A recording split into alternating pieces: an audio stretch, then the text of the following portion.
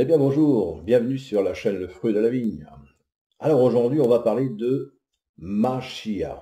C'est vrai que pour nous Jésus est une personne centrale, une personne importante que l'on retrouve dans la Nouvelle Alliance. Et aujourd'hui je voudrais partager la pensée de Rav Menahem Brod, qui est le porte-parole du mouvement de la jeunesse Lubavitch en Israël. Lui il parle de deux Mashiach. C'est vrai que nous lorsqu'on parle dans nos écritures, on dit qu'il y a quelqu'un qui sera envoyé par Satan, hein, vis-à-vis d'une organisation mondiale. Pour eux, il y a deux Mashiach. Et on va le lire ensemble, je vais vous montrer la pensée de ce Rav. Moi, j'ai trouvé que c'était vraiment une pensée importante. Alors pourquoi en ce moment je vous montre la pensée juive? Parce que c'est important. C'est-à-dire, je ne veux pas, à partir de ma position de chrétien, donner une position de ce que moi je pense actuellement de la Torah, puisque moi je me détache complètement de la Torah. Pour moi, ce qui importe, c'est la nouvelle alliance, c'est pas l'ancienne. Mais malgré tout, comme il faut étudier la Bible, il est important de comprendre aussi la pensée juive.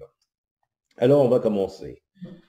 Rav nous dit, lorsque l'on parle de Mashiach, il s'agit en général de Mashiach ben David, le Mashiach qui descendra du roi David et restaurera la royauté de sa lignée et guidera l'humanité vers sa prospérité morale, spirituelle et matérielle.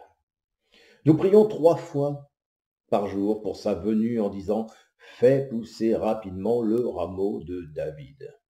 Vous savez que nous, on retrouve ce rameau dans le livre d'Isaïe, ce qui a déterminé que par rapport à un passage de la lettre d'Isaïe, un prophète hein, de l'Ancienne Alliance, nous nous retrouvons sur le domaine même de Jésus-Christ. Alors, le Rav nous dit, toutefois, le Talmud, le Midrash et le Zohar évoquent un second Mashiach, Mashiach ben Youssef.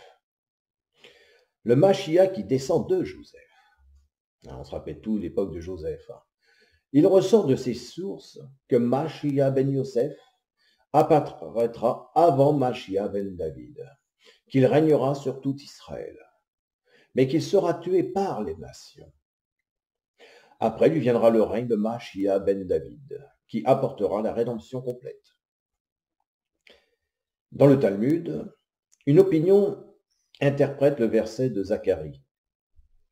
Et le pays sera en deuil, chaque famille à part, comme se rapportant à Mashiach ben Youssef, qui sera tué. Il est fait ensuite mention d'un dialogue dans lequel Dieu dit au Mashiach ben David, « Demande-le-moi, et je te donnerai des peuples comme héritage. » Des peuples comme héritage.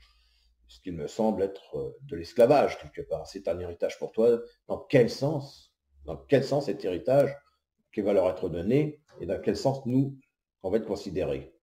Sachant que des fois, on considère, dans la Bible, on est considéré comme des chiens. Nous ne sommes pas réellement des humains, quelque part. Mais lorsque le Mashiach voit que le Mashiach ben Youssef est tué, il dit à Dieu, Maître du monde, je ne demande rien d'autre que la vie.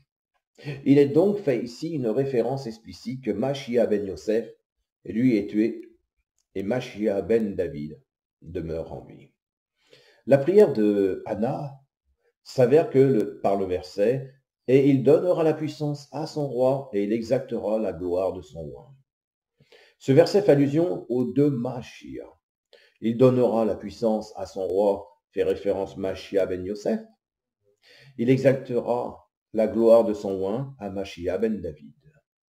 La Teshuvah, alors de nombreux aspects de la délivrance messianique n'ont pas été transmis de manière claire et explicite.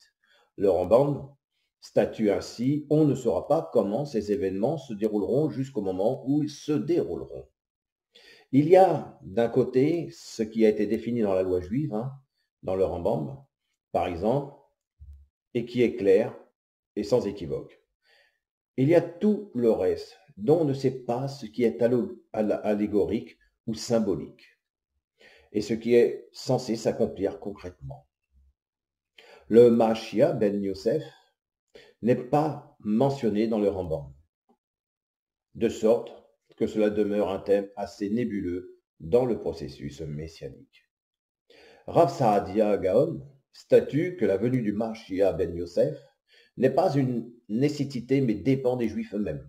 Si le peuple juif fait Teshuvah, c'est-à-dire s'il se repent, Machia ben David apparaît immédiatement sans que l'on ait besoin de guerre et de l'action de Machia ben Youssef. Et si ce dernier paraît néanmoins, il jouera alors seulement le rôle d'émissaire de Machia ben David, qui lui préparera le chemin. Certains ont interprété le sujet de Machia ben Youssef comme désignant plus largement l'ensemble des tzadikim et ces dirigeants du peuple juif qui mourut pendant l'exil en sanctifiant le nom de Dieu.